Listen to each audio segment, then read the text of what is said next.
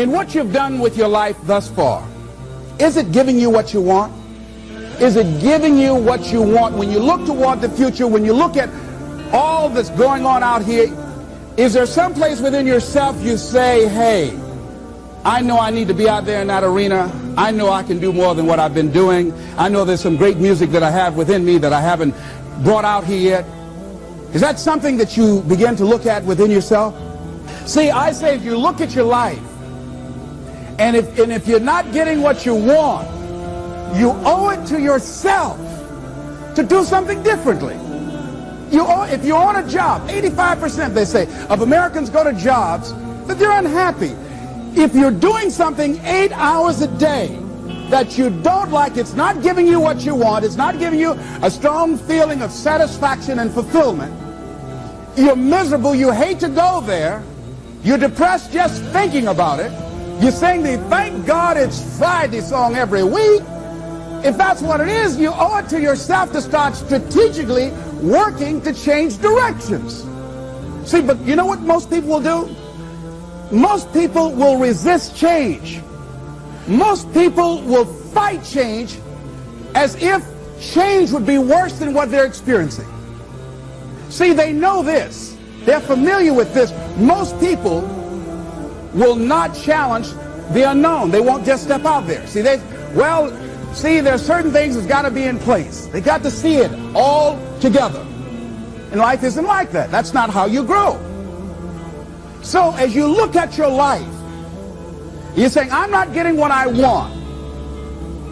As you begin to look toward the future, begin to know that whatever it takes for you to create that, you've got that in you. You've got that. You've got genius in you. You've got goodness in you.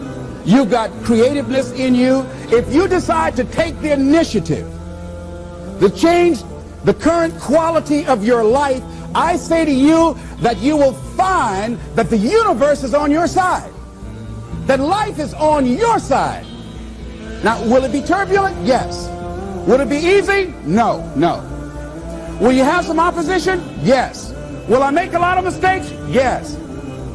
Will I get hurt? Yes. Yes. See, a lot of people won't try anything different in life because they don't want to get hurt. Let me tell you something. It's too much pain to duck. Pain is everywhere. You can hide under here. It will come where you are. It's everywhere. Viktor Frankl calls it unavoidable suffering. You can't duck it. But most people spend their life not wanting to deal with the pain of rejection, the pain of defeat, the pain of being disappointed, the pain of losing, the pain of failure, the pain of being criticized, the pain of not being liked, the pain. That's called life. Life is full of pain. It's everywhere. But guess what? There's no gain without pain. Because it's the pain of regret that you experience. If I had it to do over again, that's a pain. Don't you know that's something? When you know, I was in a seminar once and this lady stood up. If I had my life to live over again, she talked about all of the things that she would do. And you can feel the pain of regret in her voice. The pain of regret. She still experienced pain. She was trying not to experience the pain of defeat, the pain of disappointment, the pain of loss, the pain of lack of support. And she still experienced pain. It was right there. We can't get around it. Most people are governed by their habits, their fears, and the opinions of others. A lot of people never try anything differently because they have been convinced by people in their lives that they value that they can't do it. They're living within the context of the opinions that other people have of them, the low expectations. Many people doubt themselves because when they thought about doing something at some critical point in their lives, somebody they respected and honored, somebody they believed in, somebody that they loved, someone they trusted said, you can't do that. And they accepted that. As you look at your life, ask yourself the question, what would your life be like? What would your life look like if you decided not to care what people thought of you? What would your life be like if you decided to give up some of your fears? What would your life be like if you decided to become courageous? What would your life be like? If you decided to act on your dream, if you did what you felt in your heart. You know what courageous means? Tom Rusk and Randy Reed said. They said that courage comes from a French word which means of the heart. But how does it feel to you? He says it's courage, you know, it takes courage to live. Says most people go through life not allowing themselves to step out because they don't want to let go.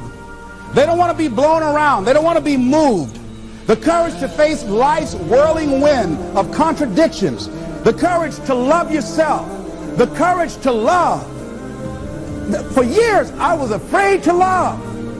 The courage to take a chance. The courage to be who you are.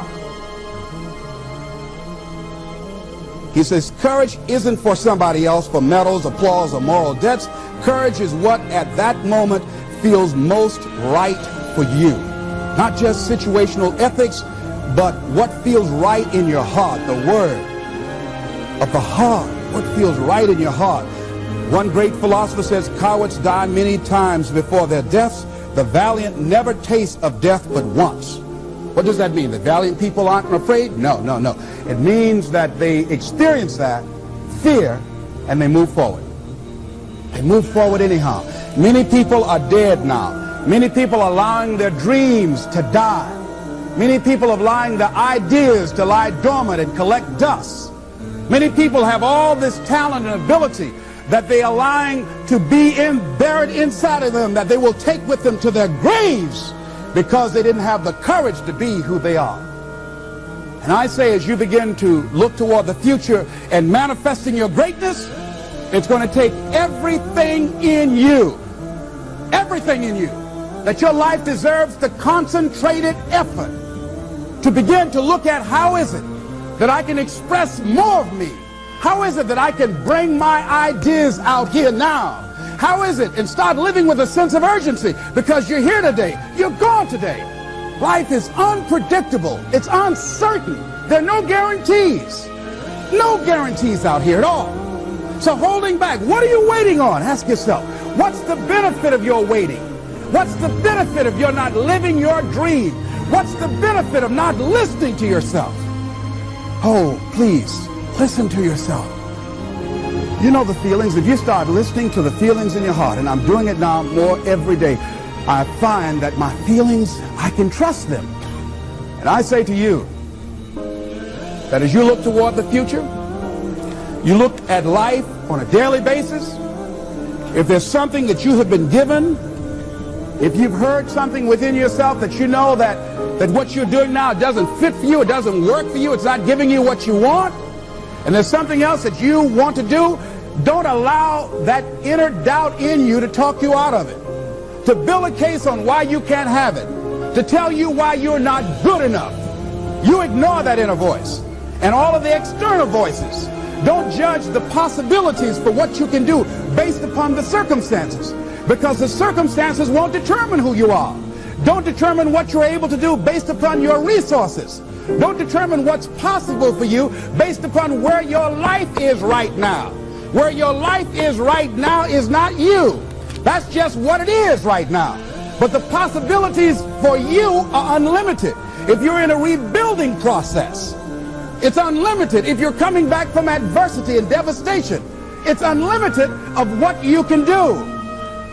That's the capacity of human beings. It doesn't matter how many mistakes you've made. It doesn't matter how many flops you've had. It doesn't matter how much money you've lost. In fact, I see it only as an investment of what you learn from life. Not losses, but investments of what's possible for you. And I say to you that once you start listening to yourself, and as you begin to act on your dream, as you start just trying to find your way, doing what you can with what you have, you will start seeing things opening up for you. You'll start attracting people. You say, where'd they come from?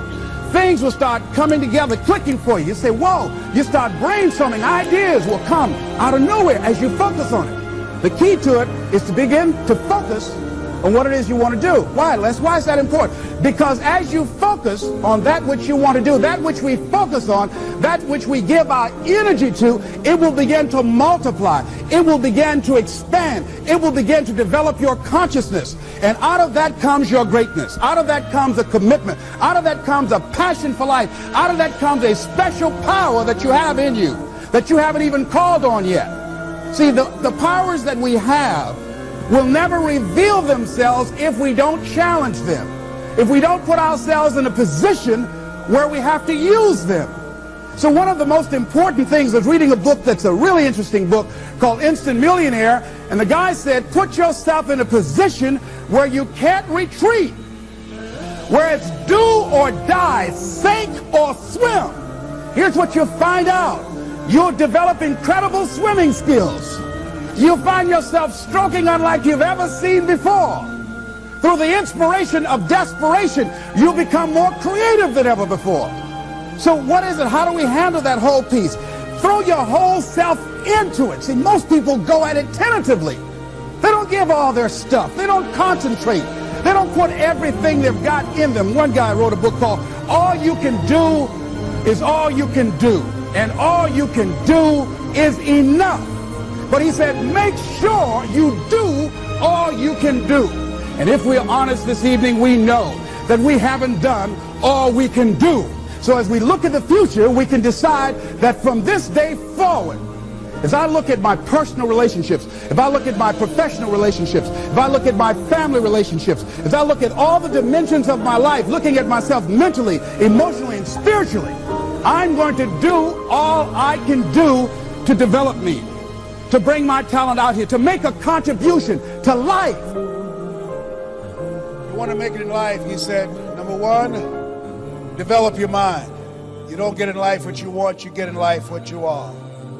Number two, develop your communication skills. Once you open your mouth, you tell the world who you are.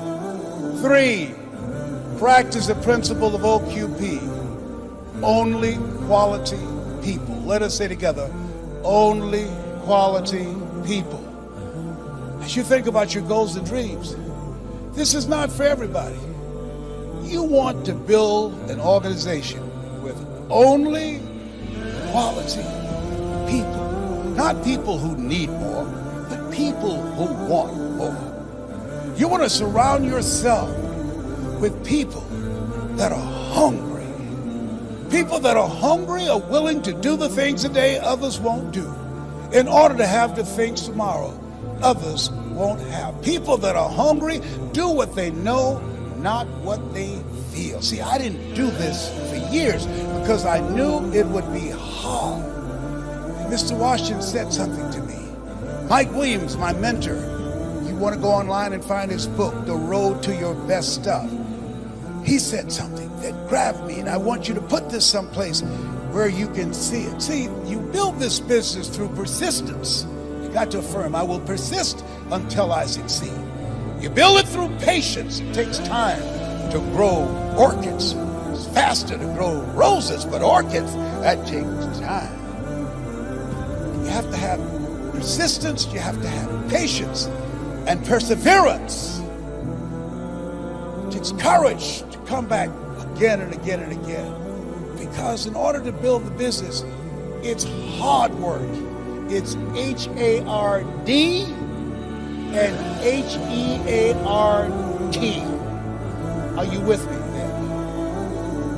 Write this down. If you do what is easy, your life will be hard. But if you do what is hard, your life will be easy.